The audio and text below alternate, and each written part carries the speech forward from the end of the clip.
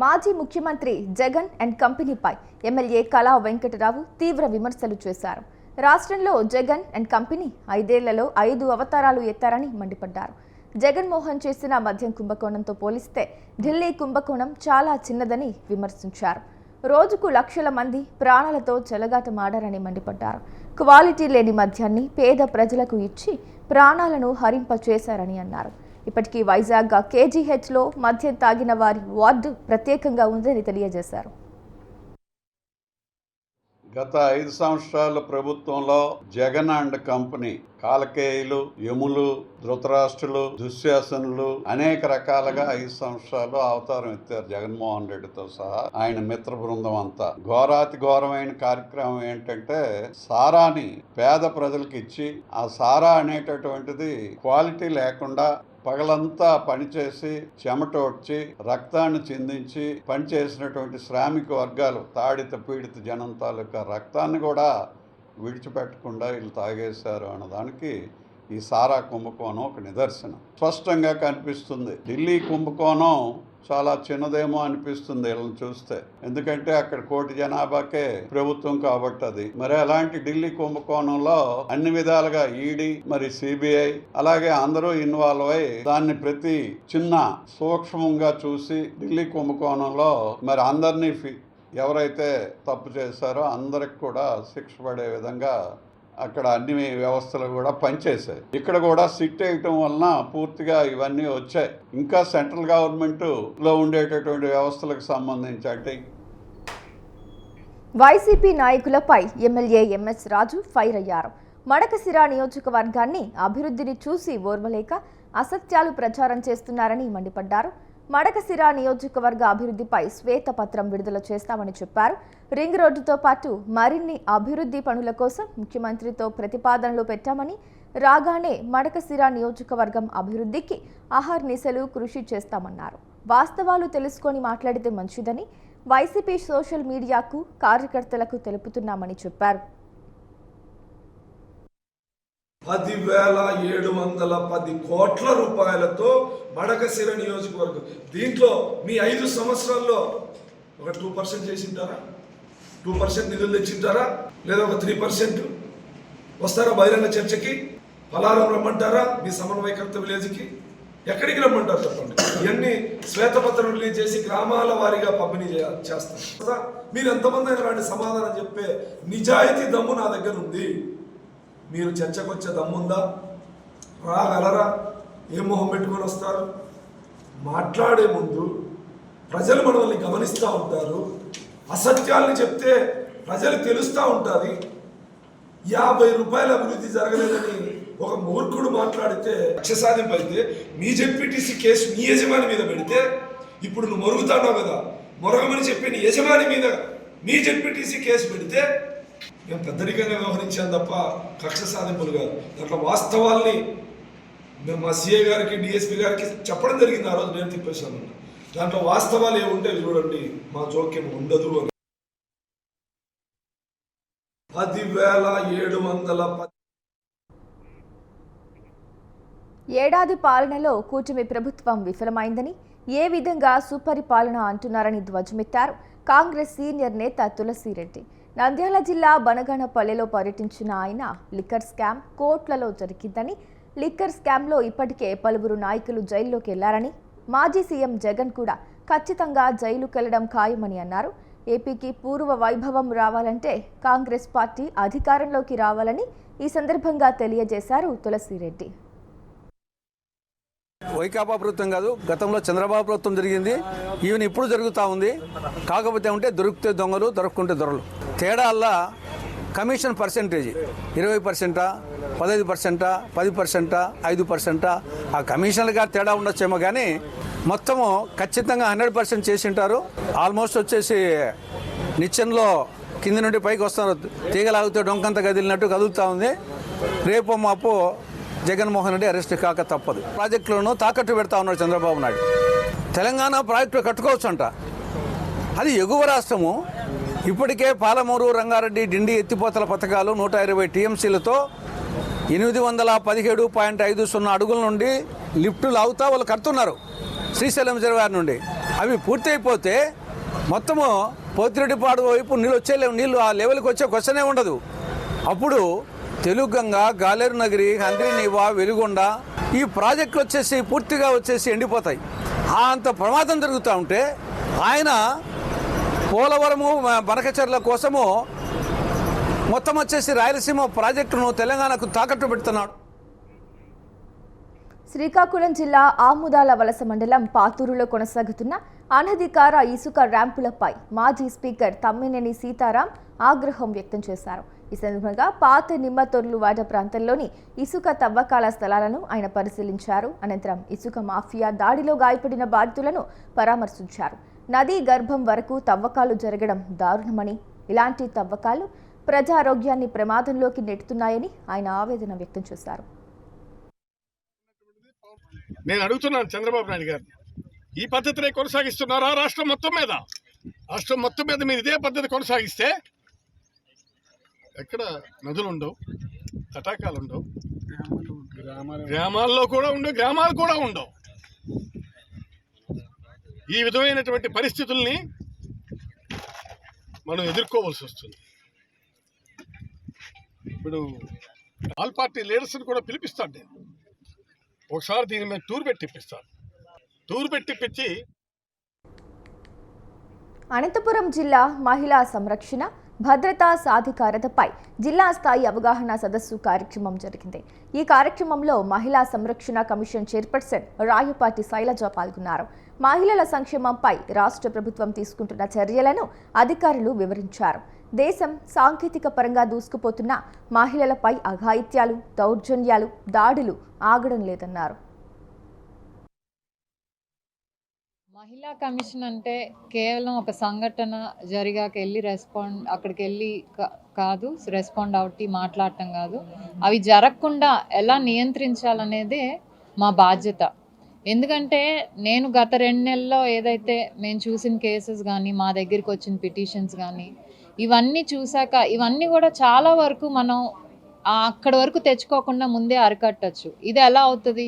అవగాహన కార్యక్రమాలు. ఎందుకంటే 8th 9th క్లాస్ నుంచి, లేకపోతే టీనేజర్స్ అయితే కాలేజ్ చదివే వాళ్ళు, అలాంటివి ఎక్కువ వస్తున్నాయి. వాటితో పాటు డీవీసీ కేసెస్ అనేవి ఇవన్నీ కూడా ఎక్కువ వస్తున్నాయి.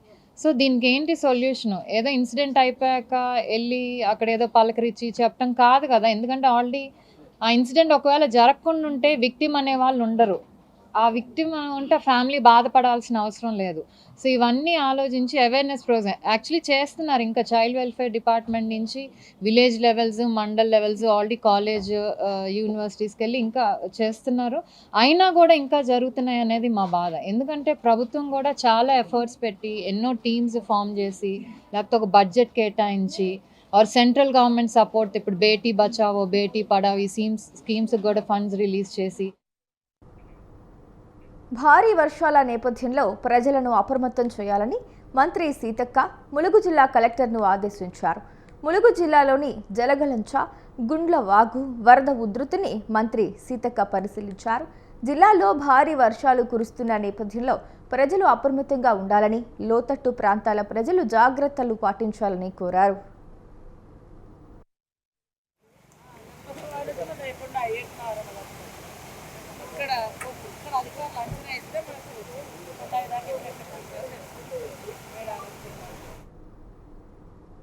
నలభై 49 జీవో పూర్తిగా రద్దు కాకపోతే తన ఎమ్మెల్సీ పదవికి రాజీనామా చేస్తానని ఎమ్మెల్సీ దండే విఠల్ స్పష్టం చేశారు. కుమరం భీం ఆసిఫాబాద్ జిల్లా కాగజ్ నగర్లో ఎమ్మెల్సీ దండే విఠల్ నివాసంలో సమావేశాన్ని ఏర్పాటు చేశారు. ప్రతిపక్ష నాయకులు వాస్తవాలు తెలుసుకోకుండా రాజకీయ పబ్బం గడుపుకోవడానికి మాత్రమే 49 జీవోపై మాట్లాడుతున్నారని మండిపడ్డారు. ఈ జీవో 49పై ముఖ్యమంత్రి క్షమాపణ చెప్పాలని ఎమ్మెల్యే హరీష్ బాబు అనడం హాస్యాస్పదంగా ఉందని అన్నారు. జీవో నెంబర్ 49కు ఎప్పుడు అంకురార్పణ జరిగిందో తెలుసుకోవాలని హితవు పలికారు. విజ్ఞప్తి చేస్తున్నారు. జీవో 49 అనేది మరి అన్ని రాజకీయాలకు అతీతంగా మన అందరం కూడా కలిసి పోరాడాల్సి ఉన్నది. కేంద్ర ప్రభుత్వం మీద ఒత్తిడి తీసుకొచ్చి, ఎన్టీసీఏ మీద ఒత్తిడి తీసుకొచ్చి, రాబోయే రోజుల్లో వారి దగ్గర నుంచి ఈ రాష్ట్ర ప్రభుత్వానికి సృష్టమైన ఆదేశాలు కూడా ఇవ్వమని చెప్పడం. ఎందుకంటే రాష్ట్ర ప్రభుత్వం మీద ఒత్తిడి తీసుకొచ్చి ఏదైతే కవ్వాల్లో జన్నారం నుంచి తాడోబా అంధేరి వరకు ఉన్నటువంటి టైగర్ కన్జర్వేషన్ జోన్ని ఆపే విధంగా మనం అందరం కలిసికట్టుగా పోరాడాలి, కానీ ఒకరి మీద ఒకరు నిందలు వేసుకోవటం. ఎందుకంటే దీంట్లో బీఆర్ఎస్ పార్టీ ప్రతిపాదించి ఆంధ్రప్రదేశ్లో చేపడుతున్న ప్రాజెక్టుపై తెలంగాణలో కాంగ్రెస్ ప్రభుత్వం అడ్డుకున్నట్లయితే అదే తరహాలో తెలంగాణ ప్రాజెక్టులపై కేంద్రానికి ఫిర్యాదులు చేస్తే తెలంగాణలో ఒక్క ప్రాజెక్టు కూడా చేపట్టరని బీజేపీ రాష్ట్ర ఉపాధ్యక్షుడు విష్ణువర్ధన్ రెడ్డి హెచ్చరించారు. ఏపీ ప్రభుత్వం చేపడుతున్న సాగునీటి ప్రాజెక్టుతో పాటు బనకచెర్ల ప్రాజెక్టును బీజేపీ స్వాగతిస్తుందన్నారు. కర్నూలులో ఏర్పాటు చేసిన సమావేశంలో ఆయనతో పాటు బీజేపీ నేతలు పాల్గొన్నారు. సాగునీటి ప్రాజెక్టుల విషయంలో రాష్ట్రంలో ఉన్న అన్ని పార్టీలు కలిసికట్టుగా రావాలని పిలుపునిచ్చారు.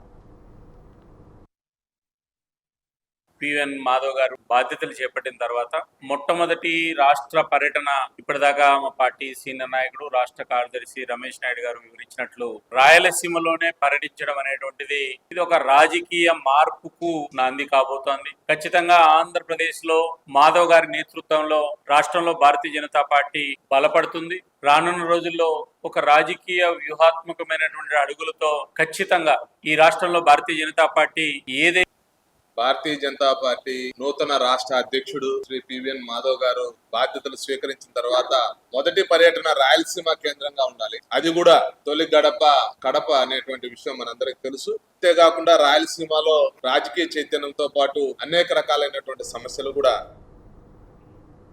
వేములవాడ చెక్కపల్లిలో స్థాపించిన సినారే కళా మందిరం ఒకప్పుడు కళాకారుల ప్రాణంగా ఉండేది. ఇప్పుడు అది శిథిలావస్థలోకి వెళ్లి నిర్లక్ష్యం పాలైంది. కళాకారుల అభివృద్ధికి నిర్మించిన ఈ కేంద్రం పునః ప్రారంభించాలని కోరుతున్నారు. వేములవాడ అనగానే జానపద కళాకారులు గుర్తొస్తారు. కళాకారుల కళా నైపుణ్యాన్ని మరింత మెరుగుపరిచేందుకు రాజ్యసభ సభ్యులు, జ్ఞానపీఠ అవార్డు గ్రహీత సింగిరెడ్డి నారాయణ రెడ్డి తన ఎంపీ నిధుల నుంచి సినారే కళా మందిరాన్ని వేములవాడ పట్టణంలోని చెక్కపల్లి బస్టాండ్ ప్రాంతంలో నిర్మించారు. అయితే ఆ కళామందిరం ఇప్పుడు కళా విహీనంగా మారి దర్శనమిస్తోంది. శిథిలావస్థకు చేరుకుంది. ఈ సందర్భంగా సీనియర్ కళాకారులు ఏళ్లే పోసెట్టి, బొడ్డు రాములు ప్రత్యేకంగా మాట్లాడుతూ గత ప్రభుత్వ హయాంలో 5 కోట్లతో సినారే కళా మందిరాన్ని పునర్నిర్మిస్తామని చెప్పినప్పటికీ కార్యరూపం దాల్చలేదని, అప్పటి మంత్రి కేటీఆర్ శిలాఫలకాన్ని కూడా ఆవిష్కరించిన విషయాన్ని గుర్తు చేశారు. కాశీగా పేరొందిన డాక్టర్ సి నారాయణ రెడ్డి అన్మాజిపేట ముద్దుబిడ్డ, రాజ్యసభ సభ్యులు, కళలకు కానాచి అయిన వేములవాడ పట్టణంలో రాజ్యసభ నిధుల నుండి 50 లక్షలతో నిర్మించబడిన సినారే కళామందిరం 10/4/2002న ప్రారంభించబడిన సినారే కళామందిరం 20 సంవత్సరాలు కళలకు వైభవపేతంగా కళలు నిర్వహించుకుంటూ మరియు ప్రాచీన కళను కాపాడుతూ ఈ ప్రాంత కళాకారులకు ఒక ఆడిటోరియం ఉన్నదని సంబరం. డాక్టర్ సినారారెడ్డి గారు కట్టించిన మన వేములవాడ రాజన్న సిరిసిల్ల డిస్టిక్ వేములవాడలో సినారా కళామందిర్ కట్టించిన 10 ఏళ్ల దాకా అద్భుతంగా. తెలంగాణలో కాంగ్రెస్ ప్రభుత్వం విద్యా వ్యతిరేక విధానాలను అవలంబిస్తూ విద్యార్థులను అరిగోస పెడుతుందని విప్లవ విద్యార్థి సంఘాల నాయకులు ఆగ్రహం వ్యక్తం చేస్తున్నారు. పెద్దపల్లి జిల్లా గోదావరి ఖనిలో ప్రభుత్వ విద్యా వ్యతిరేక విధానాలకు నిరసనగా విద్యాసంస్థల బంద్కు పిలుపునిచ్చాయి. రేవంత్ సర్కార్ ఉచితాల పేరుతో విద్యను పేదలకు దూరం చేసిందని ఏఐఎస్ఎఫ్ జిల్లా కార్యదర్శి ప్రీతం ఆగ్రహం వ్యక్తం చేశారు. విద్యార్థులకు కనీస మౌలిక సదుపాయాలు కల్పించడంలో ప్రభుత్వం విఫలమైందని అన్నారు.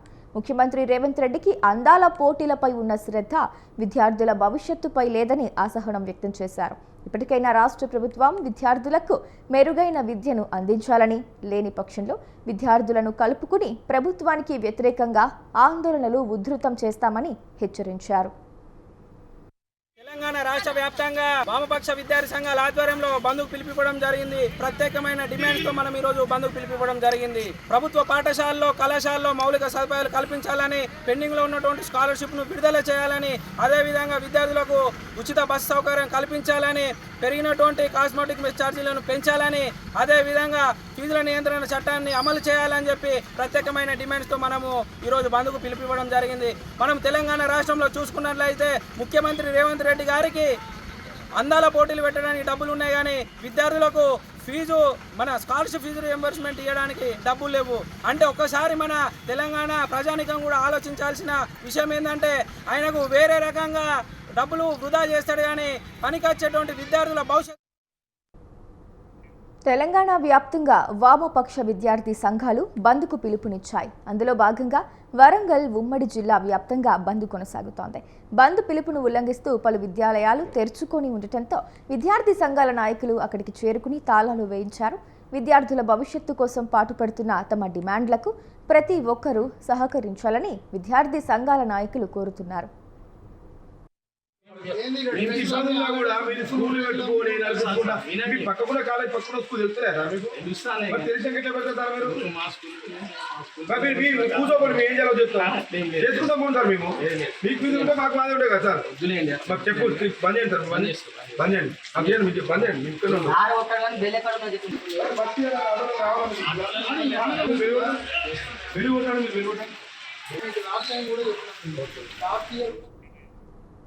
అల్లూరు జిల్లా చింతూరు డివిజన్లో మూగజీవాల అక్రమ రవాణా యథేచ్ఛగా సాగుతోంది.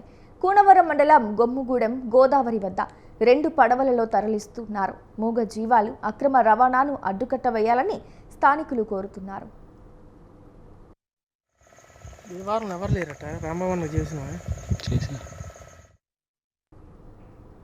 కాకినాడ జిల్లా జగ్గంపేటలో గోవుల అక్రమ రవాణా యథేచ్ఛగా సాగుతోంది.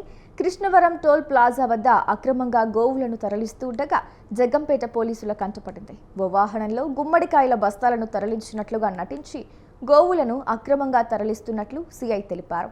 హింసాత్మకంగా గోవులను తరలిస్తున్న వారిపై కఠిన చర్యలు తీసుకుని కేసులు నమోదు చేస్తున్నట్లు పేర్కొన్నారు. కాకినాడ జిల్లా పూడి మండలం కృష్ణవరం టోల్ ప్లాజా వద్ద ఒక గుమ్మడికాయల బస్తాల అడుగున టెక్నికల్గా కొన్ని ఆవులు దూడలతో రవాణా చేస్తుండగా వాటికి హింసాత్మకంగా రవాణా చేస్తుండగా ఆపి కేసు నమోదు చేయడానికి స్టేషన్కి తరలించడం జరిగింది. కాకినాడ జిల్లా పూడి మండలం కృష్ణవరం టోల్ ప్లాజా వద్ద ఒక గుమ్మడికాయల బస్తాల అడుగున టెక్నికల్గా కొన్ని ఆవులు దూడలతో రవాణా చేస్తుండగా వాటికి హింసాత్మకంగా రవాణా చేస్తుండగా ఆపి కేసు నమోదు చేయడానికి స్టేషన్కి తరలించడం జరిగింది. కాకినాడ జిల్లా పూడి మండలం కృష్ణవరం టోల్ ప్లాజా వద్ద ఒక గుమ్మడికాయల బస్తాల అడుగున టెక్నికల్గా. కాకినాడ జిల్లా యానాంలో పులుస చేప ధర రికార్డు బద్దలు కొట్టింది. యానాం సమీపంలో గోదావరిలో మత్స్యకారులకు వలకు చిక్కిన పులస చేప 26,000 రూపాయలు రికార్డు ధరకు సొంతం చేసుకుంది స్థానిక మత్స్యకార మహిళ. ఆమె నుండి 30,000 రూపాయలకు ఆత్రేయపురం వాసి కొనుగోలు చేశారు.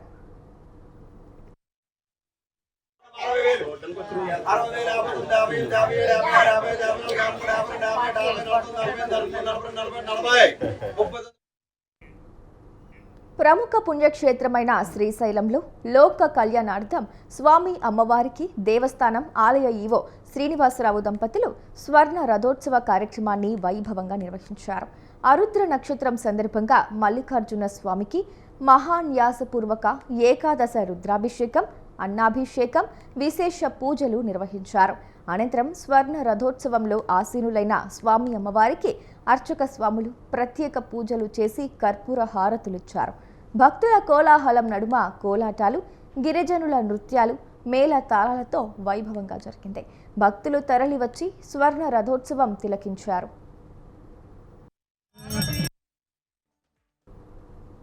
తూర్పు గోదావరి జిల్లా కోరుకొండ మండలంలోని శ్రీరంగపట్నం గ్రామంలో దేవత శ్రీ మోదుకొండయ్య అమ్మవారి జాతర అంగరంగ వైభవంగా నిర్వహించారు. శ్రీరంగపట్నం గ్రామం కళాకారులకు నిలయమని అమ్మవారిని మహిమగల అమ్మవారిగా గ్రామస్తులు కొలుస్తారు. కోరిన కోరికలు తీర్చే అమ్మవారిగా పేరుగాంచింది. అయితే గ్రామంలోని ప్రజలకు ఏ విధమైన సమస్యలు వచ్చినా ఆ కుటుంబంలోని ఓ సభ్యుడు అమ్మవారి జాతరలో వేషం వేసుకుని మొక్కులు చెల్లించుకుంటారు.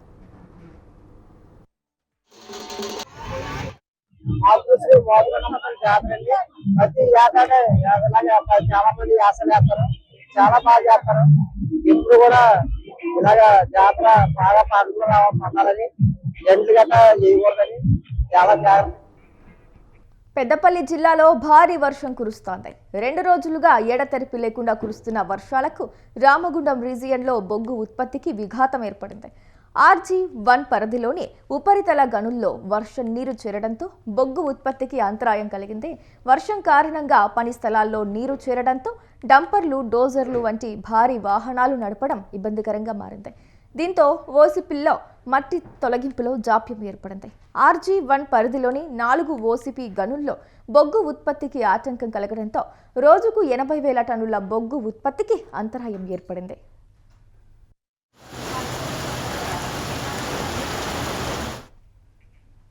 ములుగు జిల్లాలో కుండపోత వర్షం బీభత్సం సృష్టిస్తోంది. భారీ వర్షానికి జిల్లాలోని మంగపేట మండలం మల్లూరు అత్తచెరువు తుమ్మి లీకేజ్ అవుతోంది. లీకేజీతో మల్లూరులో మోకాళ్ల లోతు నీరు నిలిచిపోయింది. ఇళ్లలోకి నీరు చేరి ప్రజలు బిక్కుబిక్కుమంటూ గడపాల్సిన పరిస్థితి ఏర్పడింది. అధికారుల నిర్లక్ష్యం వల్లే ఈ పరిస్థితి వచ్చిందని ప్రజలు ఆగ్రహం వ్యక్తం చేస్తున్నారు.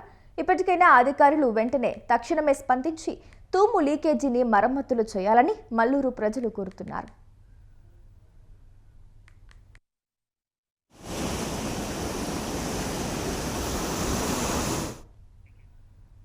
ఉమ్మడి ఖమ్మం జిల్లాను వర్షాలు ముంచెత్తుతున్నాయి. భారీ వర్షం బీభత్సం సృష్టించడంతో పలు ప్రాంతాలు వరద నీటిలో చిక్కుకున్నాయి. అశ్వపురం, మనుగురు, పినపాక, కారకగూడెంలో వర్షం ప్రభావం ఎక్కువగా ఉంది. భారీ వర్షాల దాటికి సత్తుపల్లి సింగరేణిలో బొగ్గు ఉత్పత్తి నిలిచిపోయింది. JVR, కిస్టారం ఓపెన్ కాస్ట్లలో 13 మిల్లీమీటర్ల వర్షపాతం నమోదైంది.